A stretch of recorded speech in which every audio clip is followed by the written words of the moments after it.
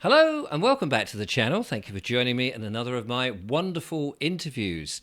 Today we are going to go to sunny Oxfordshire. Apparently it's sunny all over the place, which is rather nice. I've even had to put my waistcoat on and my shirt on just to look decent because we're enjoying some wonderful weather.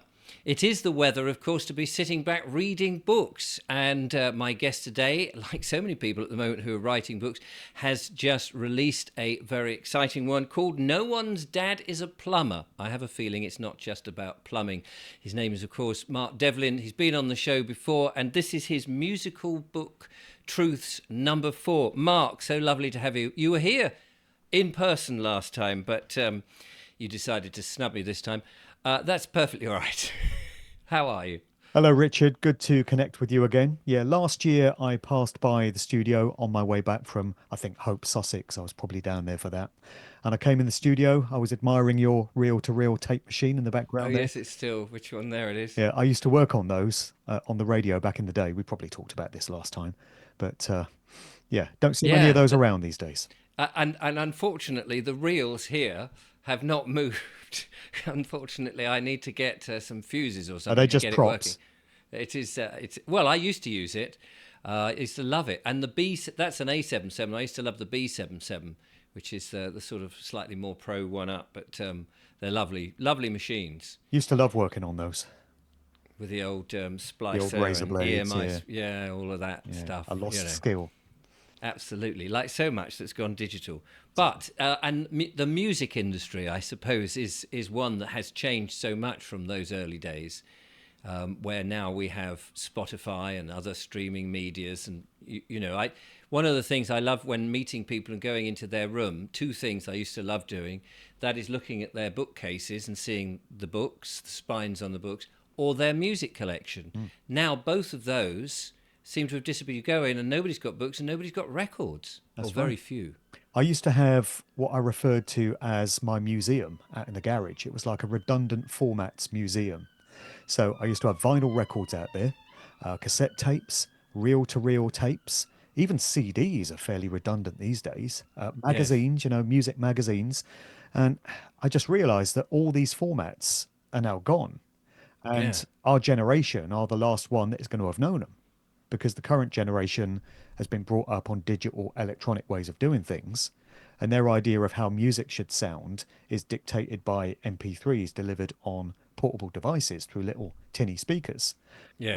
And these young people today have, how old do I sound? Have no idea how music should really sound, listened to on a proper stereo system, played off of vinyl with that full frequency range recording. And the sound that used to come out of those reel to reel tape machines was great as well. It was just so faithful to the original recording. And it's just such Absolutely. a shame that these formats have fallen by the Well, wayside.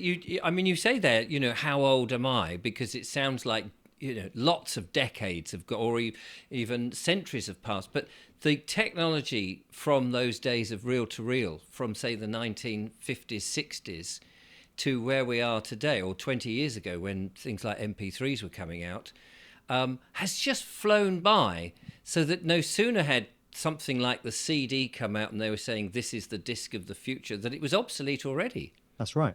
I put out my first allegorical novel in 2019 called The Cause and the Cure, and I set it in the early 90s in Oxford. So I had all the action taking place in 1990 and 1991. And part of the point that I was making through the narrative is just how much society has changed technologically in a relatively short period of time. So back in 1990, I had a character in the story that was stuck in the middle of a street in Oxford and needed to make an urgent phone call. And she had to fish around in her pocket for a 50 pence piece to put it in a call box to use the phone because back in 1990, nobody had mobile phones or very few people. Mm. And that was still the era of analog tapes and vinyl records and all of this. And fast forward 20 years from then to 2010, I guess, everyone's using mobile phones, everyone's got a laptop or a portable device. So in just 20 years, society has been changed unrecognizably. And that's not a very long period for those major changes to have taken place. And look at where we've come since 2010. Everything now is controlled by AI, it seems, linked up to a smart grid. Anything you ever want to do has to be done online. I mean, my Yeah. dad's generation really struggles because he's not interested in computers, just doesn't want to know. But if he wants to book an engineer to come out and fix the gas boiler or fix the internet or something, you've got to go online because there's no other way of doing it unless you want to wait 22 and a half hours for somebody to pick up the phone in India and then not understand what you're saying. So, yeah, it's a real problem for those of an older generation to function in this society. I can just about manage it. Yes. Well, this is it. I mean, I regale against it, and or I rail against it rather, and things like these symbols here of the past sort of try and keep. I mean, on the other side, you can't really see it terribly. It's an old wireless. I mean, they're from sort of the 1950s. Right. Now, talking of old things, I mean, I mentioned it with people's shelves. Books, of course, are those things that again you don't see so many of. And I'm writing a book. You've written several books. Are you finding that people still read? They do. People of my sort of generation, I feel.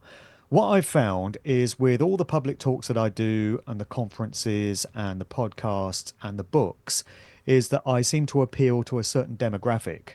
And that demographic is pretty much 50 to 70 years of age. I would really like to reach people below that demographic, but it's a real challenge. So I find myself appealing to people of that kind of generation. And they do seem to still value reading. So people give me feedback and they say it's great to get all the information between the covers of a book because if the internet ever goes down, that information is still going to be preserved in hard copy format. And for as long as the book survives, of course, books can be burnt, but they can also be secreted away if needs be, then that information lives on. The internet could go down tomorrow. We don't know. Yes.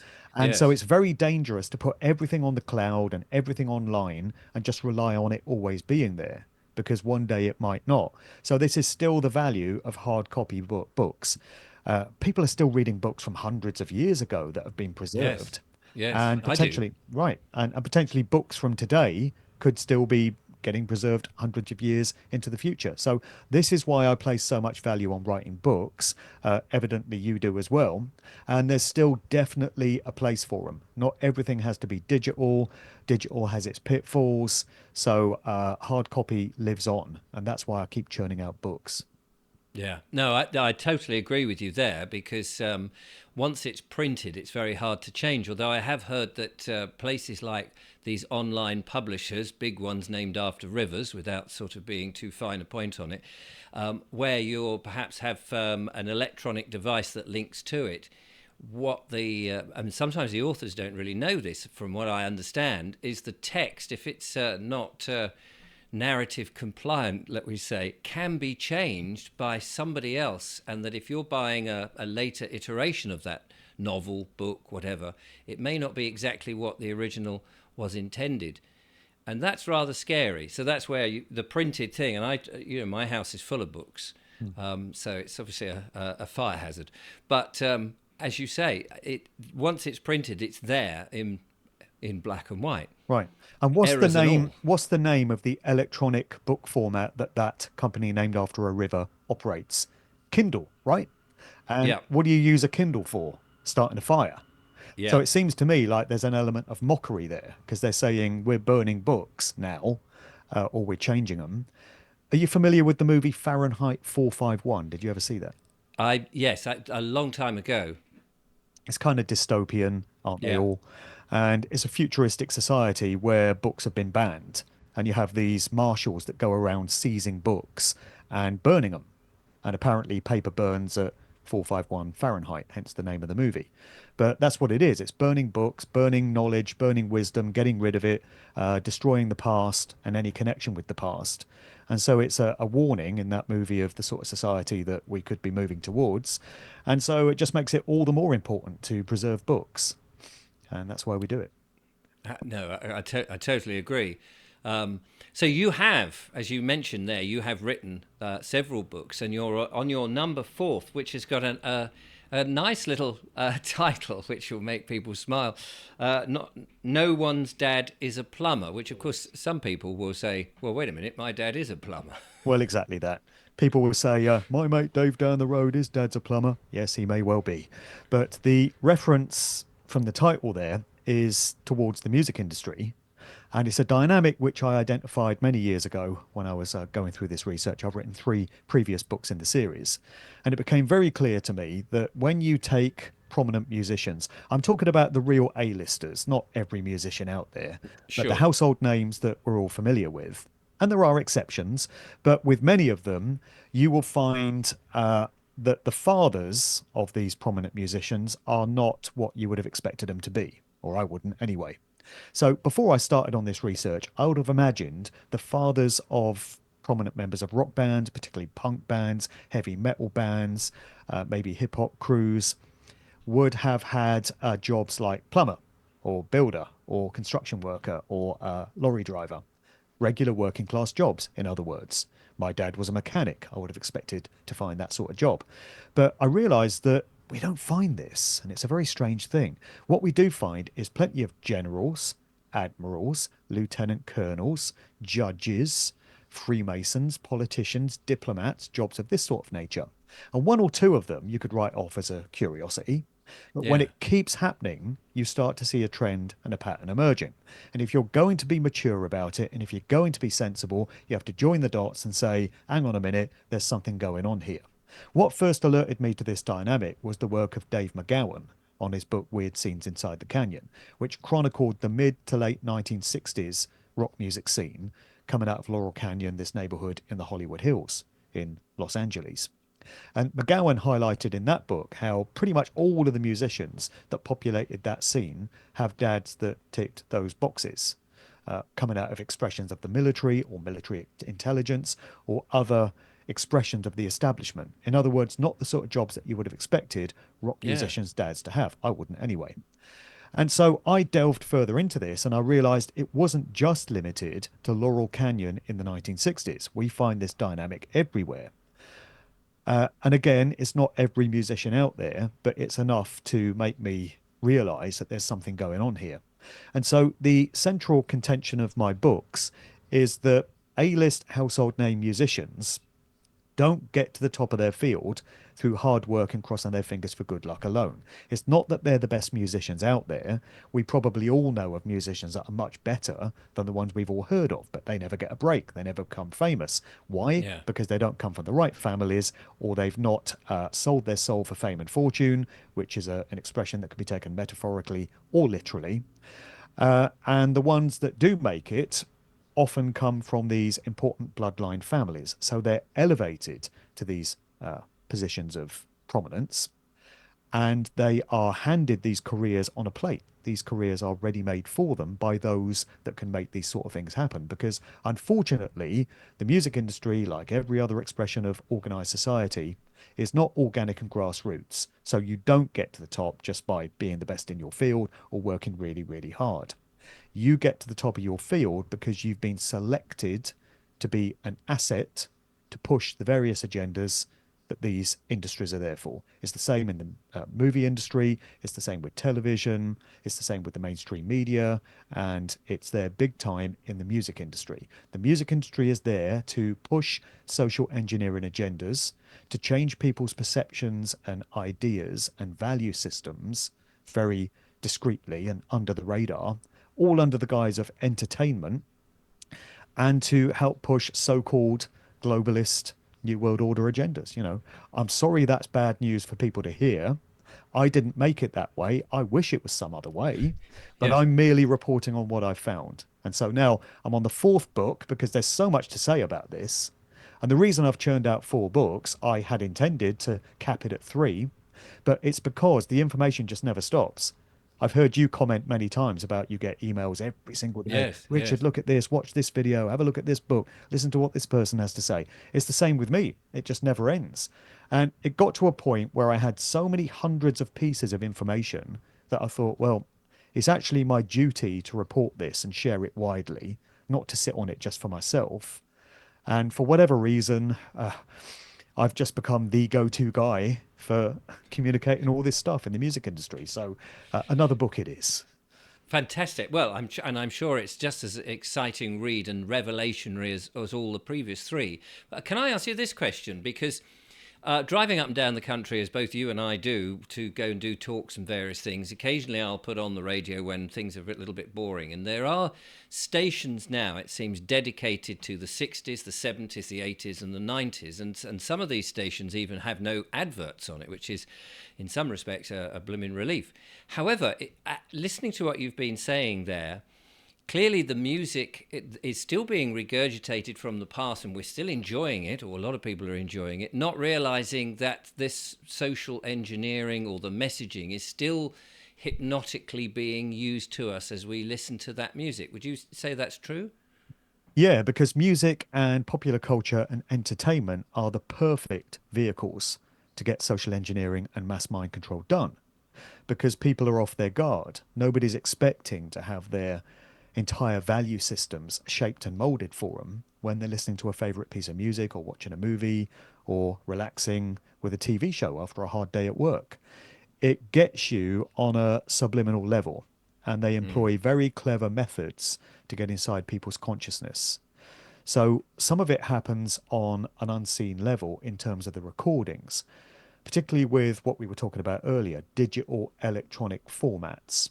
So, in the same way that information can be taken out of a digital recording without anyone noticing, so this is what happens with MP3 encoding. So, a system, I use iTunes myself, will take a large full format file, a WAV file or an AIF file, and all the information is there.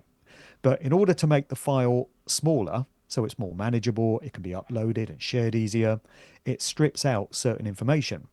And the system determines, it's basically AI, determines what information can be taken out without the human noticing, without the human ear recognizing it. And unless you're very vigilant and you know what you're listening for, the recording will sound exactly the same, but a lot of it is gone. So if that can happen without people noticing, then the opposite can be happening as well. So stuff can be getting stripped into recordings without people noticing. Harmful frequencies, harmful energetic vibrations, and all these other techniques that can be used. And that can be affecting people on a particular level. And then you can have very sly, very subtle social engineering going on where certain ideas are getting pushed through the lyrics. And if you're paying attention, you realize that, hang on a minute, all the groups that are prominent at this time are pushing these same sort of ideas. This is what they were doing in the 60s with sex and drugs and rock and roll. They were normalizing that through rock music, also through movies, which shows you that the movie industry works in tandem with the Yes, music it's all industry to back push in, certain ideas. And we're all in getting that parallel. now. Yeah, we're getting that now with the pushing of things like transhumanism, the glorification of AI, particularly in what passes for so-called urban music, R&B, hip hop, reggae. It's nothing of the sort. It bears no relation to what went before. But you've now got these bloody awful vocal systems. This one called auto tune. Oh, yes, I've heard of that. Never seen it, but I've heard people talk about it. Exactly. It makes so-called rappers and so-called singers sound like gibbering robots. And this has been going on for years. And the idea is to enforce to the current generation, they're called Gen Z these days, that electronic ways of doing things are great. Hey, kids, listen to how your favorite singer sounds when plugged into a system that makes them into a robot. Isn't it cool? And, Right. of course, electronic ways of doing things are being pushed to young people generally in absolutely everything. That's why they're all walking around listening to music on phones. So this is an agenda. It's a classic example of an agenda where all the prominent artists in a particular field are on board with the same ideas and the same sounds. And this proves to you, if you're paying attention and if you're prepared to go where the information takes you, that is an agenda. It's not these artists deciding, hey, I think I'm going to plug myself into auto-tune. It sounds really good. First of all, it doesn't. And secondly, if all the artists are doing it, well, have they all had that idea at the same time? Or are they all being instructed to sound this way by those that really control the industry? You know? Was there a decade that did more damage, do you think, or was more pushy on the messaging that they were doing. I mean, I understand, as you say, that the 60s was pushing rock and roll, and we can all sort of remember 70s, 80s, and 90s. And it's funny because somebody said to me, since we got into 2000, just on fashion, you can always recognize if somebody is sort of emulating the 60s, or you watch a film, yeah, that's 60s, that's 70s. But it's much harder in the last 25 years to sort of go, oh, was that before 2010 or after 2010? I don't know whether that's the same musically. But going back to my original question, was there a decade that was really, now looking back, very noticeably pushing big agenda messaging? I think decades now have become far less definable than they used to. So Yeah. for me, the 2000s is just one big sort of homogenized mess. I don't really make too much distinction between 2000 to 2010, 2010 to 2020. It's all just kind of samey. It's very difficult to identify trends and movements and fads and scenes like you used to. You used to have new romantic and punk and post-punk and new wave and synth pop and all this sort of thing. These days, I don't know, maybe I'm just getting old, but it just all sounds the same to me. But 100 years ago, you say, "Oh, 20s music." You instantly got an idea in your head Yeah. what 20s, 100, 30s, 40s, and up the decades. And now suddenly, it's like we've got no imagination left. And I wonder Yeah. if that's on purpose. I'm sure it is. I'm sure everything's just been chucked into one big melting pot in the 2000s. As you say, you can mention a decade going back prior to 2000, and they're very definable. So Yeah. 80s, everyone knows what 80s music sounds like. You could listen to a track in a pub or a restaurant or something, and if it's from the 1980s, you know it's from the 1980s. It's just got that sound about it. And then, 90s, people will think of Britpop, Oasis, Blur, maybe these sort of bands, or grunge, Nirvana, somebody like that, or the drum and bass and the garage music that was around in the 90s. And 70s, 70s rock has a particular sound to it. Everyone knows a 60s track when they hear one. And just thinking about your question there, previously, I would probably have highlighted the 1960s as the one that was doing the most damage, if you like, and was employing the most social changes. But thinking about it, I think you'd probably have to go back to the 1950s because that was laying the foundations for what would come in the 60s. And really, you have to go to 1955 because if you start off in 1950, the music that was around then for the first 5 years of that decade was post war, and it was very kind of austere and very traditional and very conservative. Pop music hadn't really come in the first part of the 1950s. It all occurred from about 1955 onwards. So you had Bill Haley and his Comets. It used to be Bill Haley and the Comets before the Mandela effect came in and changed all that. These days, you won't find any reference to Bill Haley and the Comets. It's his Comets. And so he Ah. came in with Rock Around the Clock in 1955. Prior to that, he'd just done Shake, Rattle and Roll in 1954. And I really feel that group was laying the foundations for the emergence of Elvis Presley the following year. So Elvis broke through in 1956 and became an overnight phenomenon. And any group or any artist that becomes an overnight phenomenon is clearly being handled by the social engineers that we have in this world because there's no way anyone could achieve that under their own steam. So Mm. 1956, and then you get other rock and roll artists like Little Richard and Jerry Lee Lewis and Chuck Berry and people like this. And by that point, youth culture had changed beyond recognition. So the stuff that Elvis was doing in 1956 would have been shocking a few years before, 1952, 1953. Now, just going back to the nature of the name of your title of your book, was Elvis's father a plumber or some such, or do you know what his father did? Not aware that he was a plumber. I know he became Elvis's manager, Vernon Presley. I can't quite pinpoint what he did before that, but I think he was more or less working class from what I gather. Right, so that's a sort of a genuine young lad did good, but picked up and then manipulated Elvis from an ordinary family. But going to what you're saying with the sort of bands, I suppose in the 70s, 80s, and 90s, they were coming from more elite families. Well, the thing about Elvis Presley is that his career was handled by his manager, Colonel Tom Parker, wasn't a real colonel. He was a Dutchman. And he turned up on American shores under very dubious circumstances. He seems to have had quite a shady past. And he becomes a perfect candidate for having been blackmailed or coerced into doing some work for the military intelligence establishments. So he was given the nickname of Colonel, and he was sort of given to Elvis to manage his career, and he was with him throughout his career. And so much of what Elvis was doing was being dictated by this guy, Colonel Tom Parker. So his father, in such circumstances, largely becomes redundant because Parker was dictating the way that Elvis would go and what agendas he would be pushing. So by the time Elvis came along and all these other contemporary rock and roll artists, popular culture had changed beyond all recognition, and the drugs were coming in, amphetamines and uppers. These sort of drugs were very popular at the time, and lewd sort of sexual performances on stage were coming in, which would have been unthinkable just a couple of years earlier. Yeah. And this is why I say that the foundations were being laid for what would become later in the 1960s.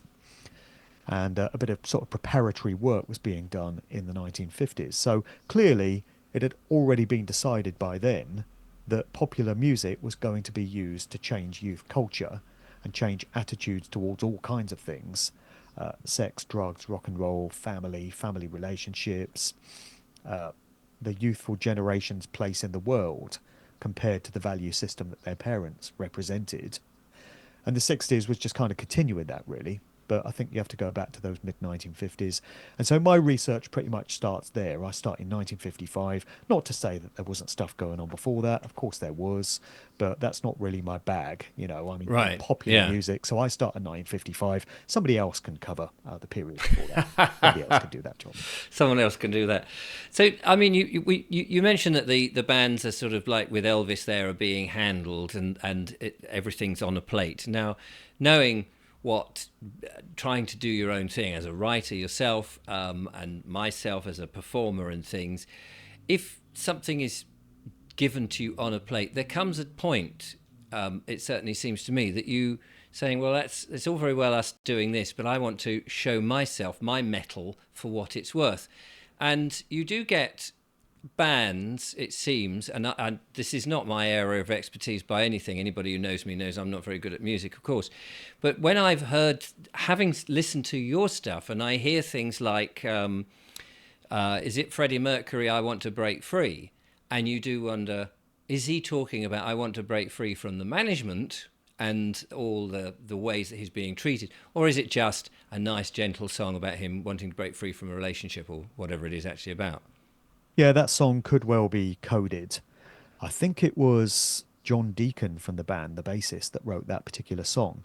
But if we go back to Queen's best known song, Bohemian Rhapsody, Right. when you break down the lyrical content in that song, which is the first record I ever bought, by the way, when I was 5 on 7-inch vinyl. You were 5. Yeah, I trotted down to Wow. Woolworths with my pocket money, and I'd heard this song on Top of the Pops. It was number one for 9 weeks in the winter of 1975, over Christmas 1975.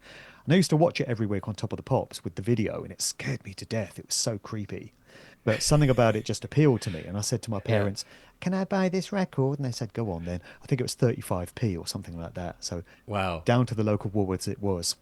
And when you do a lyrical breakdown of that song, it really does come across as Freddie talking about a Faustian bargain. So this is the so-called deal with the devil, when artists of all varieties, not just musicians, but painters, sculptors, actors, seem to make some sort of deal with what Bob Dylan once described as the chief commander of this world and of the world we can't see. Those are his words in an Right. interview describing how his career got off the ground. When you look at Bohemian Rhapsody, that's what the song seems to be about. And when you get to the opera section, that's been interpreted as a battle between the forces of good and evil. That's why you've got these angelic sort of choirs. Right. Yes. 1 minute they sound menacing, like they're demonic. The next minute they sound sort of more reassuring, like they're angelic choirs. And it's the forces of good and evil battling for Freddie's soul. And in the song, he's telling the story about how he metaphorically just killed a man. He says, "Mama, I just killed a man."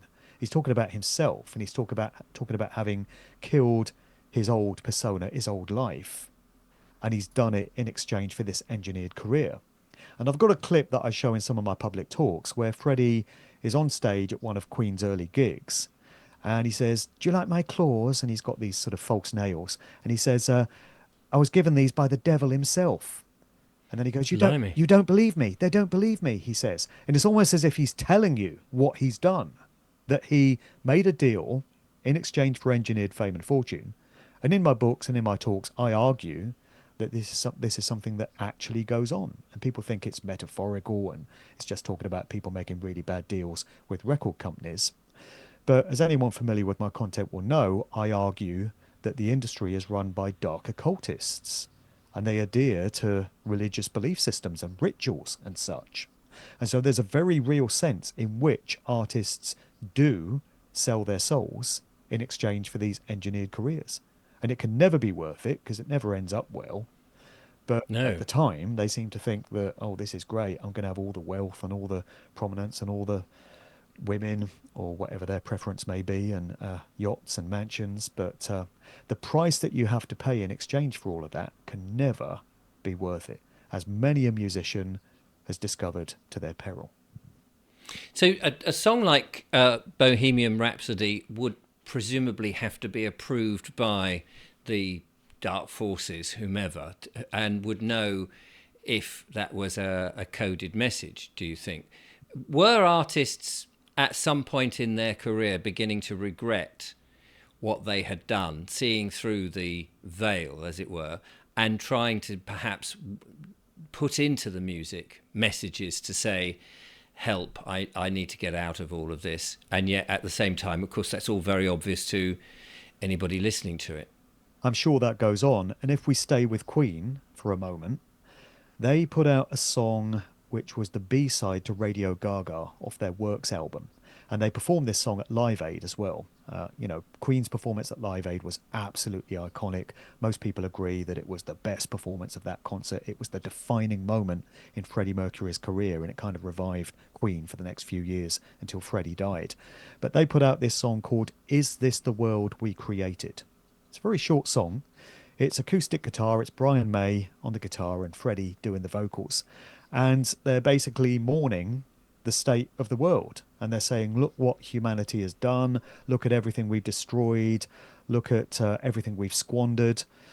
I mean, you come to realize that it's not humanity that does these things. It's the so-called elite ruling class. It's the parasites and the psychopaths that we have that cause all these things. But either way, it's a very deep, reflective song. And it seems to hint at Freddie, who wrote it, having some regrets about things that he was involved with and trying to make amends through putting a song like this out. And another great song that Queen put out was "These Are the Days of Our Lives." And this was released right before Freddie died. If you look at the video to that song, he's basically a dead man walking. He's wasting away. He just looks like a skeleton. And he had a few days to live when that video was made. And he seems to be full of regret. But at the same time, it's a beautiful song because it's talking about life and what life is, and we reflect on things and we grow older and we wonder what it's all about and we hold on to the things that have some value to us. It's a wonderful song. So on the one hand, you have Queen putting out some pretty dodgy songs because Brian May wrote one called "Tie Your Mother Down," which I talk about in the book. And he's got lyrics in there like, "It's gotta be tonight, my little school babe. I'm burning up inside. Ain't no way I'm going to miss out this time." So it's Gosh. fairly obvious what he's talking about there. Yes. It's a pretty unsubtle song. But then on the flip side of that, you have these beautiful reflective songs. And you find this with most groups. In the canon of most major groups' work, you will find songs that perhaps are pushing social engineering agendas and aren't too clever. But you'll also find the odd melancholic, whimsical, kind of beautifully poetic song. And I do think that the record companies, those that control these assets, allow them to put the odd song out. As long as they, for the most part, push these agendas, every now and again they'll be allowed some artistic freedom to express themselves the way they really want to. It's like a little bonus prize, a little scrap from the table in return for them being good little assets, I think that's what goes on. Has any of the big named artists then whistleblowed and told the story, pretty much as you're saying to us, that this is what's happened to me? And have they managed to get their story out? Or if they have, has it been quickly, like we were talking about, all books withdrawn and burned so nobody knows? Well, there are some examples of artists that have spoken out about stuff that goes on and stuff that they've seen behind the scenes. So, a good example from the COVID years was Eric Clapton. So, Eric Clapton came out and did an interview for a documentary film where he talked about his regrets over having taken what the Sheep Farm boys call the arm spears, the three dart finish. And he said famously that he lost the use of his hands for a time because they just went numb and he couldn't feel them. And he feared that he would never play the guitar again. And so he spoke about this in this documentary film very candidly, very openly, but that's where it ended. He did this one interview and no more. And I actually tried reaching out to Eric Clapton's management, hoping that he would come on my podcast and do a further interview to talk about this. And it very quickly got shut down by gatekeepers. Van Morrison also spoke out during the COVID era about lockdowns, and he's very critical of what was being done to us and the way our freedoms were being taken away. And I reached out to Van Morrison. I actually managed to get a phone conversation with him. I chatted to him for about 45 minutes or so, and he demonstrated great knowledge of what was going on. He talked about the Who and Klaus Schwab and all them, and he knew exactly who these people were and what these agendas were. And I said to him, would you be prepared to come on record and do a podcast with me talking about all this stuff? And he said, you've got to speak to my management company. They'll sort it all out. So reached out to the management company. Gatekeeper steps in. Sorry, Van can't do it because of this reason, that reason. He's too busy, whatever. Just got shut down. Same thing with Ian Brown, formerly of the Stone Roses. Ian Brown was very outspoken on social media about stuff. So I tried to reach out to him. PR agent, public relations, steps in. Sorry, Ian's not doing interviews at the moment. Great public relations. How does this guy earn his money? So that's what happens when artists seem to want to speak out and have something to say. A gatekeeper will step in and shut it down. Occasionally you get artists who do manage to get a message out. So an example I give in the new book is Matt Bellamy of the group Muse. Muse had some great songs on one of their previous albums. They had a song called MK Ultra, where they're talking about that CIA-sponsored mind control program. They had a song called Uprising. Matt Bellamy came out some years ago saying he felt that 9/11 was an inside job orchestrated by elements of the American government. Good heavens. Exactly. What happens? A short while later, through the NME music paper, Matt Bellamy delivers another interview where he says he was mistaken and he got caught up in conspiracy culture, and now we can see, of course, that it's all nonsense, and he accepts the official version of 9/11 after all. So if you do manage to get a message out, clearly you're very quickly brought back into line. I've also got the example of Roisin Murphy, who is a vocalist with the group Moloko.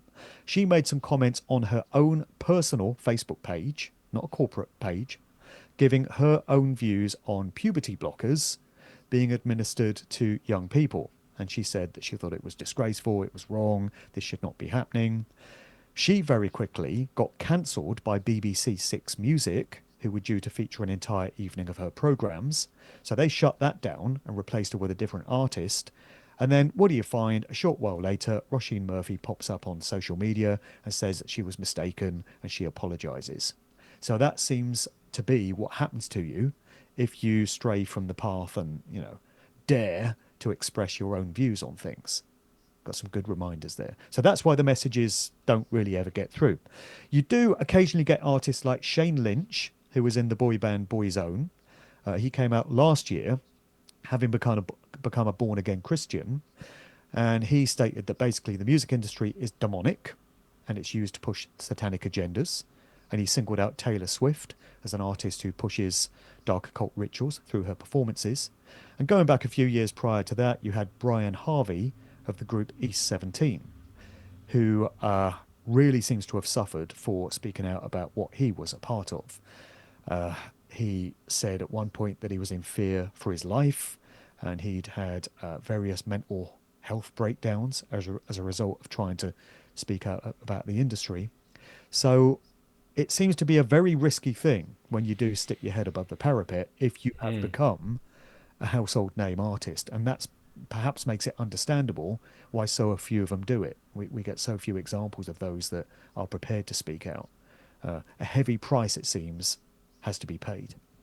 And talking of that heavy price, I mean, I don't know how much one can really say on this, but we have had a number of well known artists die in strange circumstances, let's say. And, you know, they seem to be perfectly normal accidents or just, you know, to come to the end of their life or a health problem or something that couldn't possibly be any more than that.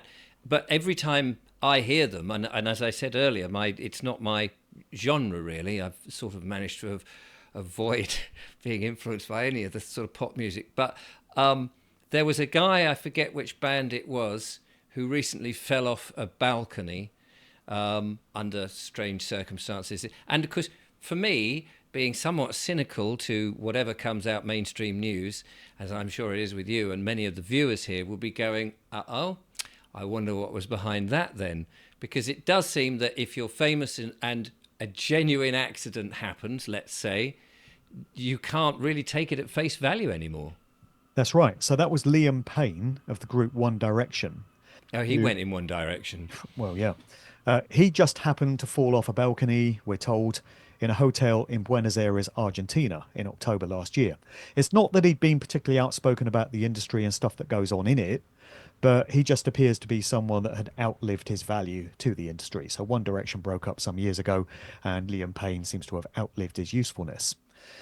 You can then take it to artists like, for example, Prince, Michael Jackson, and George Michael, all of whom became very outspoken about their respective record labels. So George Michael and Michael Jackson were signed to the Sony Corporation, not necessarily the luckiest record label to be signed to.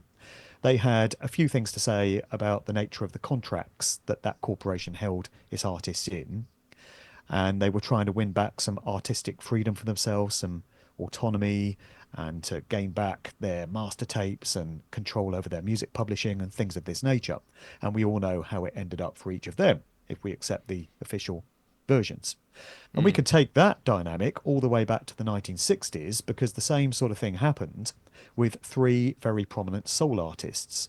So we got James Brown, Otis Redding, and Sam Cooke. And round about 1964, these three artists were attempting to unite and come up with their own record label and their own music publishing company and to break away from their respective music industry homes. And they were just trying to regain some creative autonomy in the same way that Prince and Michael Jackson were a generation later. Didn't end well for any of them, surprise, surprise. So Sam Cooke in December 1964 got shot to death in a motel when it was claimed that he was trying to sexually molest a young woman that he'd taken back there after a night out at a club. And he was apparently shot by the motel manageress when this young woman came to the office running for help. Sam Cooke came running after her, and the manageress, in this chaos that ensued, shot Sam Cooke to death, we're told. There's all kinds of anomalies and discrepancies with that story. Why wouldn't there be? And Mm. reasons to believe that it's not as clear cut as people were told it was through the mainstream media. Then, 3 years on from that, in December 1967, Otis Redding died in a plane crash when the light aircraft he was traveling in went down over a lake in Wisconsin. It also killed the soul group the Bar-Kays at the same time. James Brown's fate, it seems, was different. So he was left alive and he was pretty much forced to perform and be an asset of the industry for the next 30 odd years. And he became what was known as the hardest working man in show business. That was his nickname, but possibly not through choice. So he was doing tours and churning out albums and shows all the way through until his death in December 2006. So all these three artists died in the month of December. And you come to realize that your cult controllers of the music industry do a lot of their stuff according to ritual dates, which are very significant and very important to them. So James Brown died in hospital. He went in for what should have been a routine operation and came out in a body bag. And so that's all three of those artists who had dared to go up against the controllers of the industry machine, and that was their ultimate fate. So it seems that these occurrences are sent out as a possible warning sign for any Mm, other artists who might think, oh, we're going to break away from the industry and do things under our own terms, as a little reminder of what might happen to you if you dare to go up against the industry. So, as I said before, there's a line. And once these artists cross that certain line, they are completely owned, completely controlled, and there's no way of ever going back. Many of these artists have thought that they can go back, but they come to discover that there's no way back. And I think when you get to the likes of, for example, the Rolling Stones, Sir Mick Jagger and the rest of the Stones, you get the surviving Beatles, Sir Paul McCartney, if that's who it really is, that's a different show. Uh, yes. Sir Ringo Starr, Sir Elton John, Sir Rod Stewart, Sir Tom Jones, Sir Cliff Richard. When you get to artists of that ilk, is there a trend emerging here? I can't quite think. They know better than to go against their controllers, their paymasters, their overlords. They know to just keep performing. That's why most of them are still out on stage into their 80s, still doing tours, slogging it out on the circuit, because they know you don't go up against these people. You do what Yeah. you're told. And if you do what you're told, you can get the mansions and the yachts and the women and the drugs. But unfortunately, you no longer have a mind or a soul to call your own. And if we think back to 2020 and all the stuff that was getting pushed then, all these assets, all these household names were singing from the same hymn sheet. They were all absolutely on message with the very same stuff that was getting put out there, all the propaganda, not one dissenting voice. Or if there were dissenting voices, they were the ones that we spoke about earlier, Van Morrison, Hmm. Eric Clapton, and we know what happened to them. They're still alive, but they don't really talk about this stuff anymore. Closed down. So let's bring it right up to date as we're coming towards the end of the show, as it were. Um, I mean, we talked about how the internet and digital technology has sort of killed the sound of the music in the past and the quality and perhaps the full body of the frequencies and stuff. In theory, and this is what I want to ask you, it's opened up the ability for somebody like my children, let's say, or your children, or whoever's children, to be able to put together with a few bits of equipment, quite simply, a drum, a keyboard, and maybe a flute or whatever it is, a hit song, and with the power of the internet, have it round and it becomes a success. Has that threatened the dark forces who's controlled the industry up until this point? And is it liberating, or do you think that still all of that is very much under their manipulation and control? There are levels to everything, so it's a hierarchy. And when you get to the realm of the people like Beatles and Rolling Stones and Pink Floyd and Led Zeppelin, obviously they're top league, and everything is going to be done on the record company's terms. They'll be allowed some artistic creative freedom, as I said, and to put out some songs uh, that they feel to put out. But if you go several levels down in the hierarchy, you find entry level and mid level. Like I said, there's a point, there's a line. Once you cross the line, you're owned. If you stay below the line, you might be able to carve out a decent career for yourself. And this is a good sort of parting message for any budding, aspiring musicians or producers or DJs.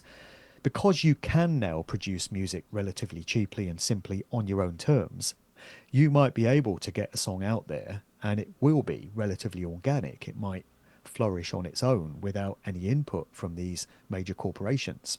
And that might be enough to enable somebody to make a decent career for themselves, have enough money coming in to pay the bills and uh, get reinvested into making future music.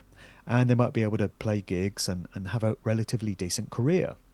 My advice is always to any artist or any bands, just become wary of any offer that you might get made that feels too good to be true. Some advice my old dad used to give to me was, if it sounds too good to be true, it is. and there's no such thing as a free lunch. So if somebody's offering you the world, it's going to come at a price. Nobody offers you the world and doesn't want anything back for it. Something, yeah, no, exactly. Yeah. So you're going to know the offer when it comes because the industry employs spotters, and it's their job to turn up at gigs and keep an eye on which artists are creating a little bit of a buzz, a little bit of a stir under their own steam. And they'll report back to their corporate overlords and say, yeah, I saw this great band. I think they've got a really good sound and they're very creative. And that's when the record company might reach out to this band and say, hey, come in for a meeting. We think that you could be of some use to us and we could really help your career to skyrocket. Be very wary of that kind of offer when it comes in. But if you can Yeah. fly below the radar and just kind of bubble along under your own steam, then you could have a very fulfilling career for yourself. You're not going to become megastars, you're not going to become millionaires, but if it's enough for you to just be creative and be authentic and not sell out, and you get fulfillment and satisfaction from putting out certain messages, then these days you can carve out a pretty decent career for yourself, I feel. You and I both do a lot of festivals in the summer. And we see many of these bands and many of these artists who make authentic truth music, conscious message music, and they're not signed to any of these major corporations. They do it all under their own steam. And I'm sure if we speak to many of these people, they will say that they're very happy with the way that they put out their music. They're very happy with the way their career has turned out. Mm. And there's no reason why many more artists and bands couldn't be doing it on that kind of basis. I've got a conscious message music showcase, which I call the Sound of Freedom, which I've been running since 2013. And it's my way of showcasing artists who are not necessarily signed to major record corporations, but who have something really good to say and put out great music. And it's like a one-stop shop for putting all that stuff out there. And more artists are just kind of stepping up and doing things under their own energy, without wanting to be beholden to one of these corporations. That's the way I do my books. I self-publish my books. I mean, I put them Yeah. on Amazon, but I've not gone through any conventional publisher. I don't have a literary agent because the minute you sign up to a literary agent, they're going to want to try and Manipulate. control over what you put out. Yeah, they'll be like, oh, I Yeah. don't think you should say this and take that out and maybe put this in. I don't want that kind of control. I want to say whatever I want to say in my books, and I do. And if I can achieve that through my books, then artists can achieve it through their albums. And it's a great way to go. And if there is a benefit to everything going digital and electronic, it is that it brings a high level of autonomous ability for us Yes. creative types to put out a message on exactly the terms we want it to be on without corporate manipulation. You didn't used to be able to put out an album without signing to one of the major record companies, but you can now, and you can do the same with books. And the interesting thing about the sort of the digital world and the little golf balls that we all end in, or the goldfish bowls, the sort of what do you call it when you're in I can't remember the term now, when they say, oh, you're just talking to yourself, or you're talking to your Echo same chamber. audience. Echo chamber, thank you. When you're in that sort of echo chamber. But if your audience is there, and you've got a book, or you've got a music album, and they stay with you, and you've built up your followers, let's say, that's really good. And the nice thing, and I've had a sample of this, somebody said to me at an event, they said, Richard, what's it like to be famous? And I said, what do you mean? When I'm famous, I'll tell you. They said, but you are famous. I said, but I'm only famous to you because you watch my videos. Thank God I'm not famous to everybody else, because how awful would that be, walking down the street to go and buy a bag of potatoes and everybody's on your case. When we go to these, and you'll go to one of these truth events or these festivals, and suddenly everybody wants to talk to you, which is lovely.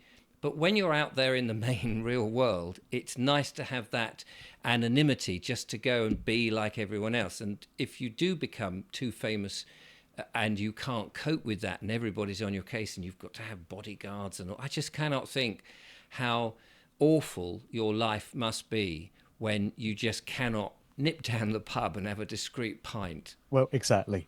And it's probably the same for you as it is for me these days. You go to one of these festivals or these conferences, and it can literally take you half an hour to get from one side of the room to the other just to go to the toilet. Because everyone's like, "Oh, Absolutely. Richard, oh, I saw your video, and Yes. let me tell you this." Or people are lovely. They bring you gifts, and it's really nice of them. But they'll say, "Oh, here's a bar of soap that I cooked up, and I'd like you to have it. And here's a pot of jam that I made." And it's really nice of people, but it just takes you ages to get anywhere. And that's at our level, and we're not famous, as you say. We're Exactly. I well mean, known within a particular very, very small. very tiny Yeah, niche. exactly. I, But imagine somebody like Mick Jagger. He can't go down the local no. co-op for a sandwich. He just can't do it. And I'm sure Because that you've must be got a the nightmare. paparazzi as well following you, Yeah, and and you've seen these pictures where they say, "Oh, there's Mick Jagger going in. Look, doesn't he look miserable? His life must be, yeah, down." And he's just like, "I've just got up. yeah. I've just got up." And you get scrutinized. They're like, "Oh, look, he's wearing his tracksuit bottoms, and what a mess his hair is." Or, with women, "Oh, no makeup. Look at the state of her hair." And maybe you don't Yeah, want that. You don't want to be scrutinized like that when you just walk down the street. So I'm sure the price of fame for many of these artists is an absolute nightmare, yeah. because their lives are no longer their own. But kids, it's interesting. Kids these days, what do you want to do when you grow up? That sort of eternal question. They say, "Oh, I want to be famous," or "I want to be a social media influencer," or one of these things, and you just think, "My God, you have no idea." Exactly. And this is a sort of Cinderella fairy story that's peddled particularly to young girls. Like, you could be the next Rihanna, you could be the next Beyonce. All you've got to do is want it hard enough. Yeah, And these young and girls, sign on the dotted it line. sounds great to them. You could be the next Taylor Swift, and it sounds like all their dreams coming true at the same time. And wouldn't it be so marvelous if they could achieve that? And I'm sure that's how they lure many of these assets in. Yes. Promise them the world and promise them all this fame and fortune and prominence and stuff. And I'm sure so many of them, when they actually make it, wish that they hadn't. I'm sure there are so many pop princesses, Britney Spears, Taylor Swift, take your pick, who Mm. wish they could just be normal like the rest of us. They wish they could walk down the street to the local supermarket without being mobbed by Yeah. paparazzi, but it's too late for them now. Yeah. I mean, we don't realise just how lucky we are to be able to do that Exactly. and have that anonymity. We're coming to the end. No One's Dad is a Plumber is the name of the book. Mark Devlin. He's also got three other startlingly good books to go and look at. Where can people find your books? So they are on Amazon, and some people may shudder at the mention of that company, but the reality of the situation is if you want to be successful as an author, you have to go on Amazon. You just have to. It's the best way of getting books out. I mean, even if you didn't want to go through Amazon, it becomes the only reliable method of getting books out in other parts of the world. So Yeah. I've tried mailing out personal copies of my book to people in America, Canada, Australia, New Zealand. They never get there. They just don't get there. I've heard that from John Hamer as well. He said the same. Exactly. So they might take 6 weeks to arrive, and then they'll get seized by customs. And customs will contact the author, and they'll say, "You've got to pay 100 quid for this book to be released." And it becomes so much of a headache that the best advice to people in those areas of the world is just get it from Amazon. It's the best way of getting hold of Yeah. it. I can mail out copies to people in the UK and most of Europe. That's not really a problem. It's just these far-flung parts of the world. So it's on Amazon. You can get copies from me personally if you want to drop me an email. My email address is And markdevlin2022 at gmail.com, protonmail.com. I'm sure you'll put that in the notes below. yeah. And And if you'll you, give a signed copy for Oh, that, will you? absolutely. Yeah, I'll sign them. Absolutely. Yeah. Yeah. And if you People love catch me that. out and about at many of these gigs that I do, speaking events, festivals, conferences, of course, you can get copies there. So tell me about your book, Richard. I'm sure you've mentioned it before on your show, but what is this, memoirs It's or, not. or what? It's not quite ready yet. Mine is Biggleswick, the town that wouldn't comply. It's a Oh, yes, I novel. remember you talking about that. So yes, it's still. I think it won't be ready now till the autumn. To be honest with you, ready for Christmas. And will you be doing Seems an audiobook version of it? I will. I do want to do an audio book. Well, that's going to take another, arm and a leg because there's all sorts of different voices to do in there. I will enjoy it, but I do need to block out the time and just go right. I've got to do this over this month or Nice little whatever. winter project for you. Absolutely, absolutely. But thank you for plugging my book Well, yeah, as no, well. no That's worries. And actually, audiobooks have become a very important part of being an author these days. A lot of people like to absorb books in an audio format. And yes, I can. so you really do need to And go you to have this an one. audiobook? Not for this one yet. I've not got round to it yet. I've got audiobook versions of all my other books. I'll be doing this one in the winter. So by the end of the year, hopefully, there will be an audiobook. And do you do them yourself? You Yes. don't rely on AI voices and all this? Absolutely not. I narrate them myself. It does take a very long time. It's very arduous and very laborious, but it is worth it in the end. You just Yeah. kind of have to do it these days. Absolutely. And anybody who doesn't think that it's arduous and difficult, just pick up a book off the shelf and read one page aloud and note, or maybe record yourself on your phone and notice how many hiccups and breaths and pauses or misunderstanding of the line that you do. It is, I have done two audio books, and at the last one I said, never again. Never, because it's kind of worse when it's your own because you know the words and you can then you start changing the bloody lines. That's what I And found. It's people like, want to hear the author speaking in their own yes, voice. They don't want you to hire a narrator. They want to hear you no, do it. And AI doesn't work either. It can clone your voice, but it's never accurate. It doesn't get the little and it's nuances and the it's little. it's soulless. It is soulless. Yeah, absolutely. Mark, thank you so much for coming on the show and telling us about your book. Is there going to be another one? I said that after the last one, that there wasn't going to be another one. I said, Musical Truth 3, that's it, I'm done. And the reason I brought this one out is because the information just didn't stop coming. And I thought, well, if I don't put this information out, there's a chance it will get lost to the mists of time. So I kind Yeah, of feel a duty to. So, yeah. in the words of the James Bond film, never say never again. I look forward to book 5 then. I don't. No, you've got to sit there and write the blooming thing. Mark Devlin, all the links will be in the description, of course. Do check out those books and get a nice signed one because it's always lovely. Thank you, Mark. Really appreciate it. And fascinating conversations as ever. Looking forward to seeing you at some of the events. I'm sure we will. Boogieing along. Yep. Until next time, thank you for watching, ladies and gentlemen. I'll be back with more monologues and more wonderful guests. Look after yourself and happy reading this summer. Till next time, goodbye. Cheers.